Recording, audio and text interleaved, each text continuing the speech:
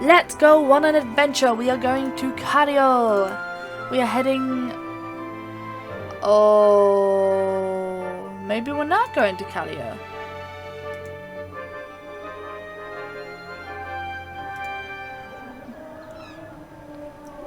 Ah. I see where a problem has come here.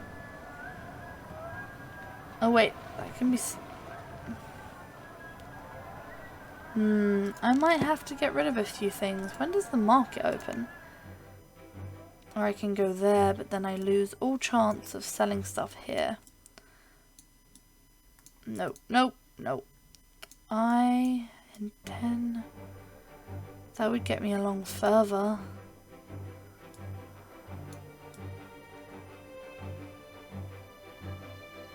This journey's about to get slower. 8 PM. Departs before 8 PM. Okay. I am going to sell some stuff in Andrea, but I don't know when the market opens or if it does. But I can't open bags. This is where I'm dumping stuff which could earn me money. It's like... Oh, it sells. Okay, I can sell it. That's fine then. I don't want to get rid of any of my timetables. Indian, sofas, Greece and Turkey are now visible on the globe.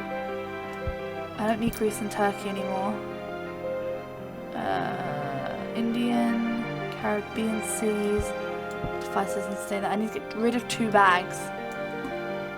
Bolt of silk, Halley. Oh crap. This is where squashing stuff in places. Eastern spices will be really good in Halley. Rhine. Oh, this is hard. Okay, I'm going to Halley.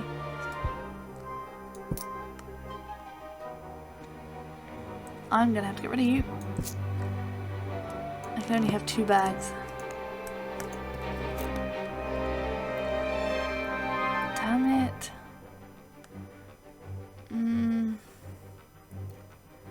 Nope. And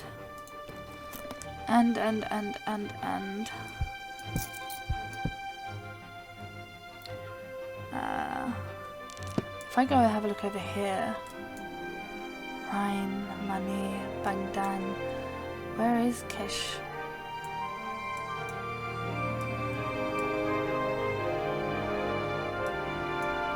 Because I can't see it. Bomba.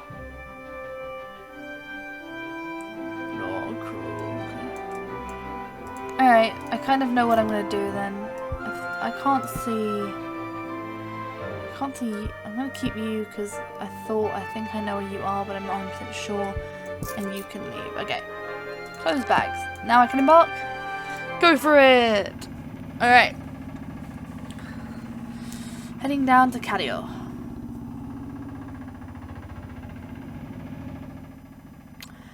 Having missed the carriage arranged for us by the cabin of the boat, we were forced to spend some time tracking down another, although when we did, it was cheap enough. Okay. Converse. Oh no, heal me. That wasn't a bad idea, I can heal up and then I'll be fine. The journey from Alexandria was short and simple. The roads here in Egypt were surprisingly well maintained and the car itself ran efficiently.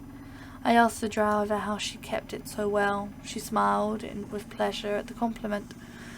There are many artificers here in Egypt, she replied. They always have been, of course. The guild was founded on the banks of the Nile. I've never heard such a thing. She nodded. But of course. What do you suppose Platypus was invented for, but to draw blueprints? She took her eyes from the road for a moment to look at me. Then she shook her head and returned her attention to some extremely nimble driving. Cario!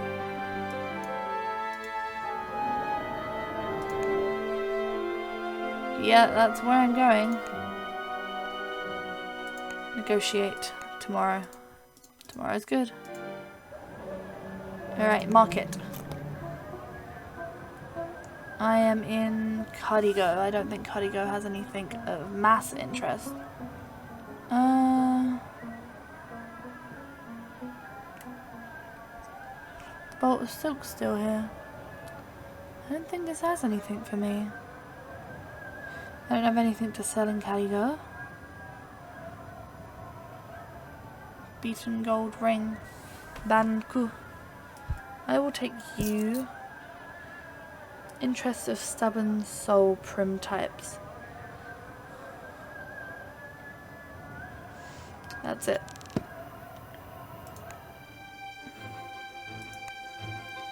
"10 AM tomorrow. Let's settle in then here for the night." 20 days. I'm in 20 days of my 80 days around the world, guys. Carriot was attempting to modernize following the Paristani model. The result of a mishmash of tree-lined streets and maze-like sulks. Of course the people do not care, and they most certainly do not dress like Paristanis. I do not venture far. I fear that one look at an easy French grace and faultless dress would simply shame these would-be Paristanis too greatly. Let's get out of here.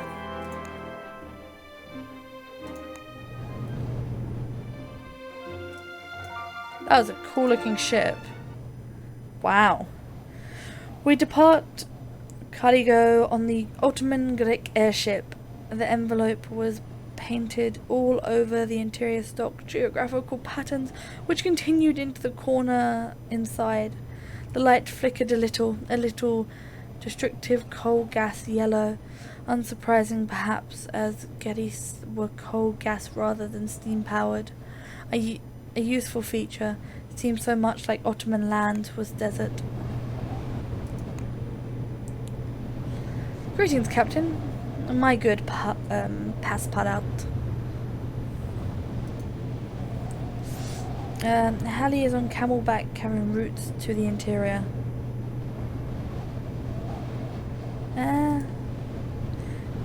I believe so. You can get rice from Halley by the cavern of Lady Blunt. Is there a route from Running to Muscat? I believe so. One can travel by hiring carriage from Running to Muscat. Yes. Muscat. Nice. So that's our plan, guys. When you get to Halley, go down to Rahim.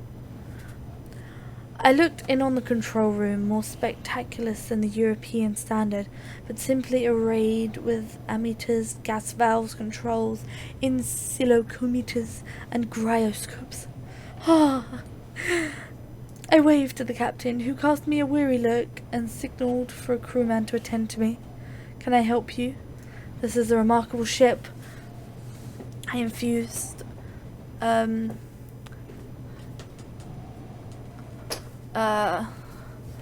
his expression lightened. "She has a twin propellers. She has twin propellers and an AI SAF coal gas motor, one of the first ever designed," he boasted. "She was one of the first airships built for the war, though now she is for transport. The Greeks are the fastest ships in the Ottoman air fleet." "How fast can she go?" I asked, privately rather doubtful. "Cruising speed is already 120 kilometers per hour, but," she gave me a wink, "we are capable of going over 150 in emergencies. A quite astonishing speed for such a lumbering beast of an airship." A low buzz began to sound and the captain began barking orders as we descended. The crewman excused himself, and I paced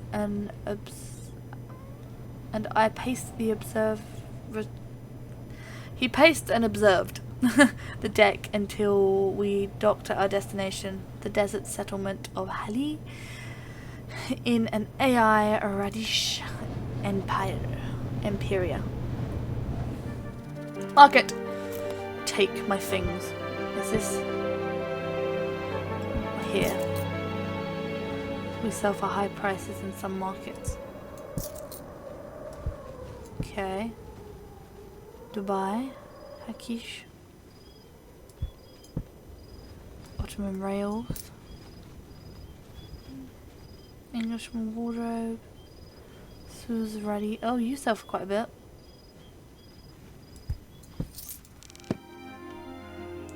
Cargo. I'm not going that way now, but still. Plan. I want to get to there. Arrive Saturday. Oh my god. Arrive Saturday. I waste a week? It's Sunday. I leave tomorrow at 1 PM. I waste a week. Times 2 bags. Not the best sign. Oh my god. I waste a week. 7 days. That's ridiculous. Hali was the capital of Radish Imperiate, crowned by the newly constructed Barzan Palace, a grand structure over 3 stories with luscious gardens flourishing amidst of sand and dust. Its charm surprised me, though I should not have. I supposed, why should a place not be beautiful? Barzan Place, usually the efforts of its sort did not dominate the town by sprawling gently into the busking srock. Traders from all lands and selects intermingled easily under the protection of the progressive Emir Tegel bin Radish. I approached a horse trader. I was surprised to see a woman speaking with him in Arabic, dressed in white flowy robe of the Benomi man, completely with a ketufa wrapped in a little bit like a bonnet. If I'm killing words which actually mean something to people, I'm really sorry. I know English, and I know this is in English, but these are not words that I've used pretty much ever in my life before.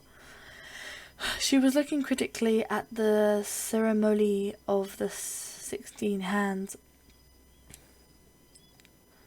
I glanced at the long neck bay further back, and the woman moved a little closer. You have a good eye. She has a perfectly formed mid-bell, long and flexible, she said approvingly. She had a particular nasty tone of an English aristocrat, and was not surprised when she introduced herself as Lady Anne Blut, or as she called herself in these parts, Anis Bit London. I am Pasipat, I declared. I am going around the world. She nodded curiously, but not curiously enough. I headed around by camel train in pursuit of superior horse flesh. I must recommend you come with us, as you are clearly in disclaiming sorts. I promised to consider it, but Lady Blunt had already turned away to longish horse traders.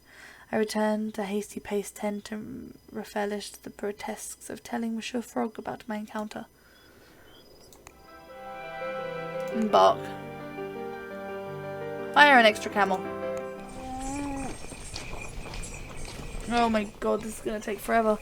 You decided to come after all, Lady Blunt smiled down at us from aboard her chestnut Arabin, bestowing a smile upon me by reassuring a more thoughtful look from Monsieur Fogg.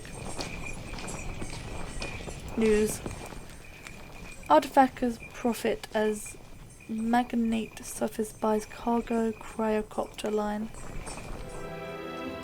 Alright. Oh god, this is going to be slow. 8 lightly loaded camels were roped together by a train. We will be travelling fast and hard for Raihad, Lady Blunt announced. The 2 camels at the back are yours. Gentlemen, do not slow us down. I suggest Mr. Fogg about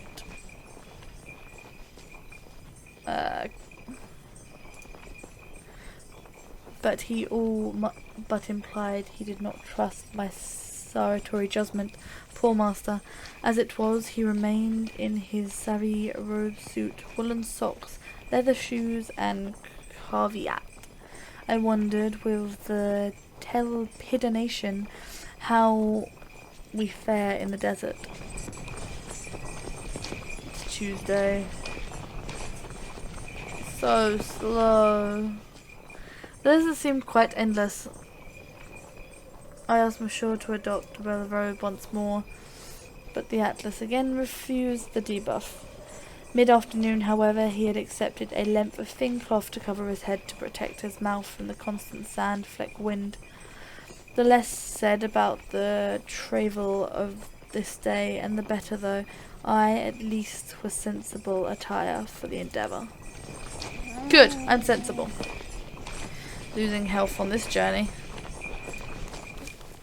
Rahibadel by copper shortage. Wednesday. Lady Blunt drove up to us during the rest break, looking at us with the same easy superiority with which Cassida, her chestnut mane, regarded the other camels in the train. She offered me water from her skin and spoke. "We will make a benevolent of you yet, Passabout," she joked, while privately I remained rather skeptical. One of the camel riders gave an immense shout and threw his skin into the sand. A glittering black scorpion crawled on top of it. Without a moment of hesitation, Lady Blunt leaped from her horse, kicked the scorpion away from the cantier, and crushed it beneath her leather boot.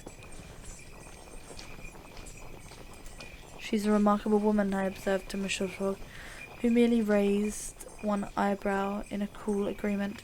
Lady Blunt remouthed her mane and called to the caverners to move. I shook the sand from my scarf and regaled myself to continue the journey. And my relationship with my master has died a bit. This is normal. Khalid, the rider in front of me, was clearly far more experienced from the managing to twist himself around the wave when his scaffold wind died down. "You are Anas Split London's cousin," he shouted in passable English.